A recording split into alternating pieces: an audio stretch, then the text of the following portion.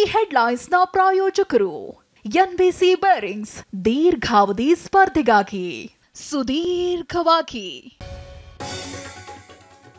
BJP ನಮ್ಮ ಮನೆ ನಂಬಿಕೆ ಇಟ್ಕೊಂಡು ಮತ್ತೆ ಬಂದಿದ್ದೇನೆ, ಯಾವುದೇ ಷರತ್ತು ಹಾಕಿ ವಾಪಸ್ ಬಂದಿಲ್ಲ. ಟಿವಿ9 ನಲ್ಲಿ ಶೆಟ್ಟರ್ ಎಕ್ಸ್ಕ್ಲೂಸಿವ್ ಸಂದರ್ಶನ.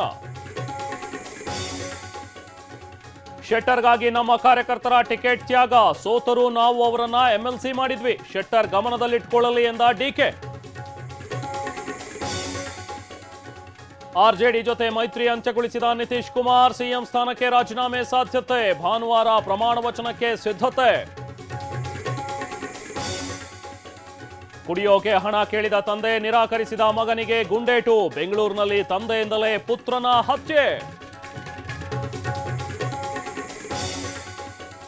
ಗಣರಾಜ್ಯೋತ್ಸವ ಪರೇಡ್ನಲ್ಲಿ ನಾರಿ ಶಕ್ತಿ ಪ್ರದರ್ಶನ, 1500 ಮಹಿಳೆಯರಿಂದ ನೃತ್ಯ, ಮನಸೆಳೆದ ಸಾಂಸ್ಕೃತಿಕ ಕಾರ್ಯಕ್ರಮ.